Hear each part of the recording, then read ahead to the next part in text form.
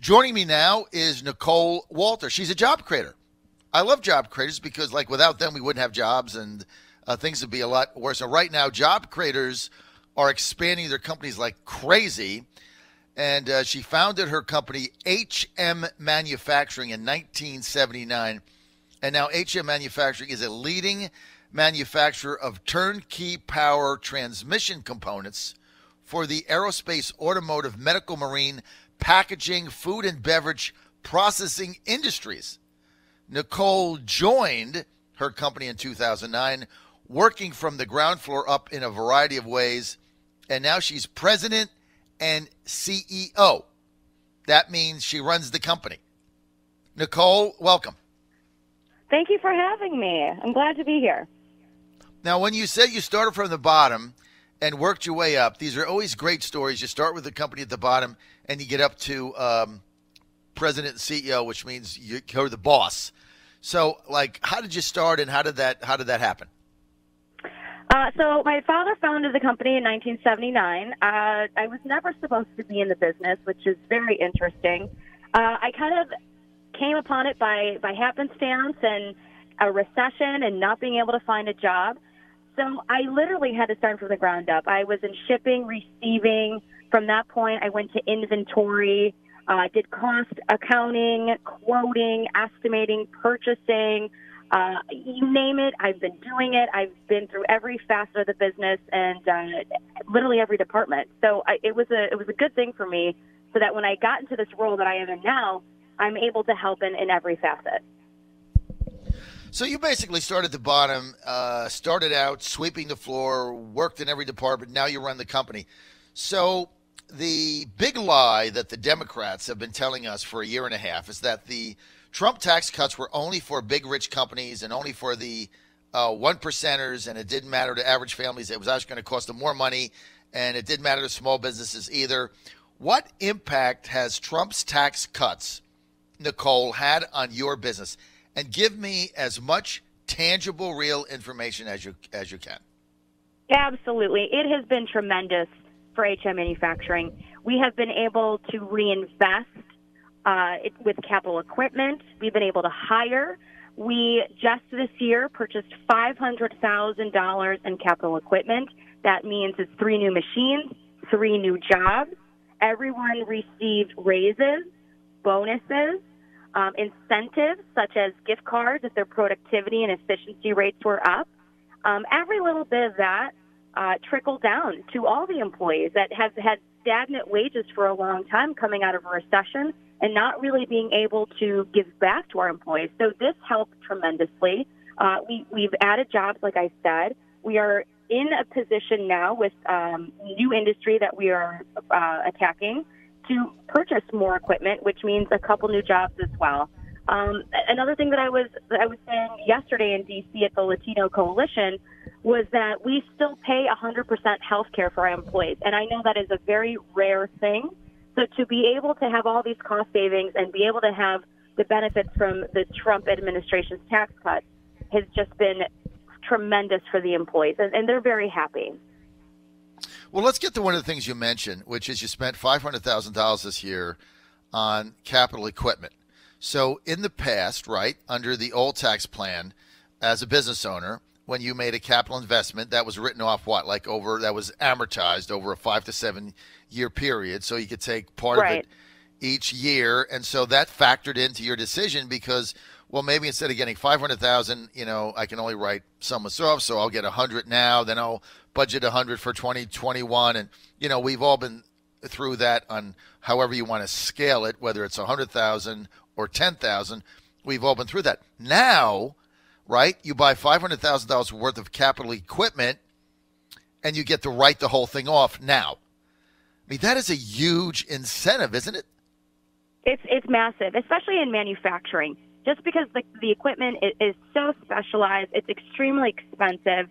And to be able to grow in this economy, you have to be able to purchase these types of machinery to keep advancing with the technology. So for us, this was massive. And so just so people understand, So you buy this $500,000, which means that you had to buy it from suppliers. Which means that they either had it in inventory or they had to make it. So they get money from the inventory. It also had to be shipped to you, right? So somebody had to put it on a truck or however it was transported, probably by truck. Somebody had to do that, pay the truck driver to get it there. So what people don't realize is every time one of these things happen, it employs more Americans. It puts more people or workers. It puts more money into the economy. And then you get the equipment in. Well, you spent $500,000 on it. You got to do something with it, which means you got to hire more people to run the equipment. You got to buy whatever the raw materials are for the capital equipment in order to make what you're making. Then you have salespeople that have to go sell them. They get commission. Then somebody has to buy them. They have to employ somebody for buying it. I mean, it goes on and on and on.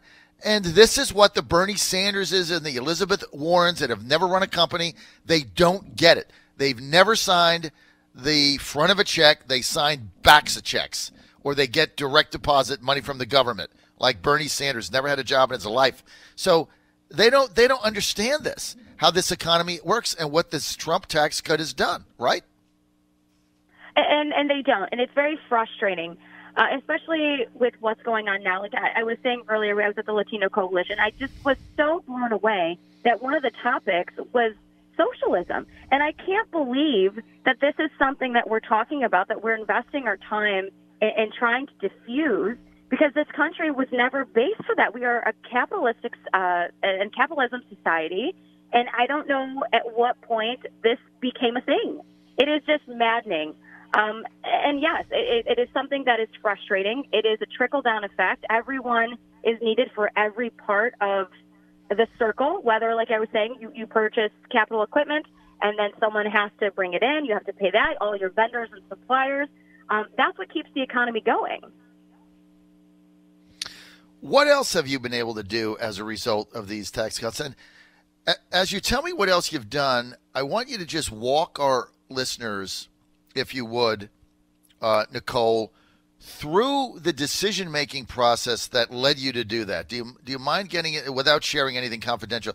Just a little of the detail so you can draw the line between the tax cut and the resulted action taken by your company. So one of the things that we are very passionate about is the skills gap, especially in manufacturing. We need help. So being able to have this extra capital, we've been able to go to these schools that have manufacturing programs or startup programs. We've been able to reinvest into the community by bringing on these manufacturing programs at these high schools, whether it's purchasing some machinery, getting these kids involved in having an advisory program. And what we were able to do with that was have shadow programs, internships that are paid internships, $15, $16 an hour, which again is unheard of. But since everyone is pushing for the $15 minimum wage, just flipping burgers, you have to incentivize these kids that, hey, you could still get a career and you'll be able to get up to $25, $30, $35 an hour, but you still got to start somewhere and you have to have a tangible skill. So with the tax cuts and being able to have that kind of extra capital, being able to reinvest in the community and getting these kids internships for 5-6 weeks that will turn into apprenticeship programs that you shadow each department in the facility out in the shop, and then you become NIM certified, which is like a diploma in the manufacturing industry. And you could either come work for me at the end, or you go to another company that's hiring. And just being able to, like I was saying, reinvest and get these kids a skill. You don't really have to go to college. I know everyone keeps pushing that, but that's a very big thing that we're doing. And so you were able to take the resources, take the cash. This is basically cash. Take the cash that under before the Trump tax cut you would have paid in federal taxes. So you pay less taxes on the same income, as an example. You pay less money, let's call it, for the sake of argument, $100,000 less, or $200,000, whatever the number is. And then you say, okay, we have an extra $200,000 that we just have, and now let's invest it. Let's take that. Let's take 100 of that thousand, and let's put it into supporting manufacturing, vocational opportunities in high school for kids that have an interest in it, because then we can make that into the high school now, then they'll get trained, and then as we grow, then that is a potential job applicant, a job pool for us. But we were only able to do that because we paid less money to the federal government. So we took the money, we invested in the jobs programs at the schools, which then benefits those students who get a skill. Some of them are going to be hired by your company, HM Manufacturing, and some hired by other companies. That's what you did with the money. So you're creating a skill level for people to get a better job. I mean, if people could understand, Nicole, this is what this tax cut has done. And it has nothing to do with benefiting the rich or the 1%. It's all nonsense. I mean, the money is not put under the rug. You don't go on vacation with it. You reinvest it in your company. And that is the thing that the socialists out there have no clue as to how this works. You have to run a business like I do, meet payroll, deal with the regulations, deal with, the various government entities you have to deal with. And then you have to figure out what you're going to do in order to grow. We're with Nicole Wolter. She is the president and CEO of a manufacturing company, HM Manufacturing. She makes transmission parts for various mobile industries.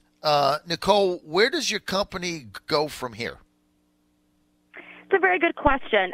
We are going to diversify more into the aerospace and defense industries while keeping the rest of our industries in line. Like I said, we are looking to purchase more equipment. We are looking to keep hiring. We are growing. We are expanding in this economy. It is great. We are excited. We are very thrilled with all that President Trump is doing with his administration and all these policies.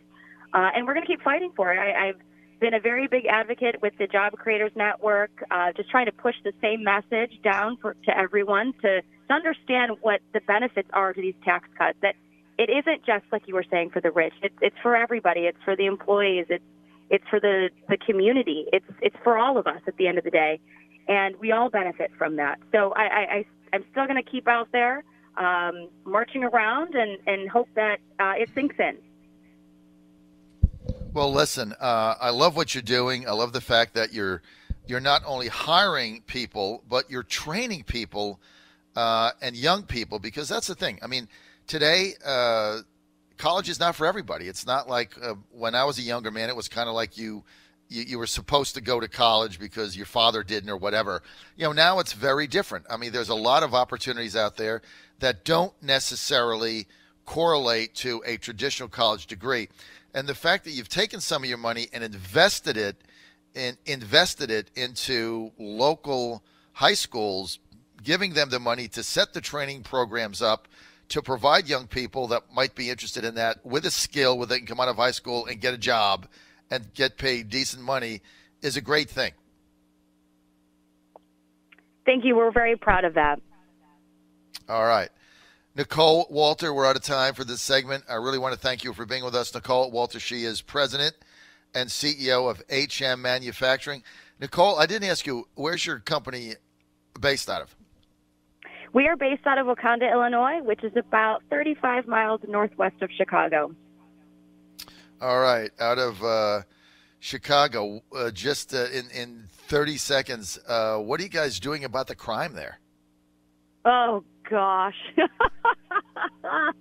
It is a nightmare over here. I don't know what's happening. I don't know what they're doing. This state is in absolute peril.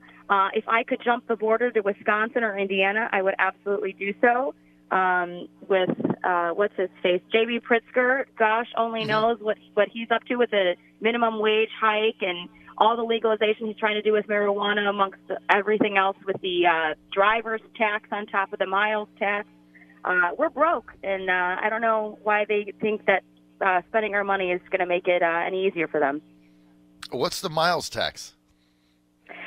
So what J.B. Pritzker has decided to do is start taxing people based on miles. No, Nicole, we're out of time. I really want to thank you for being with us. Nicole Wolter, thank you, so much. Illinois has to pay the miles tax, but she did get the Trump tax cut, and she's growing her business. And that's it here on the John Fredericks Radio Network. Joe Morrissey and the Fighting Joe Morrissey Show coming up next on most John Fredericks Radio networks.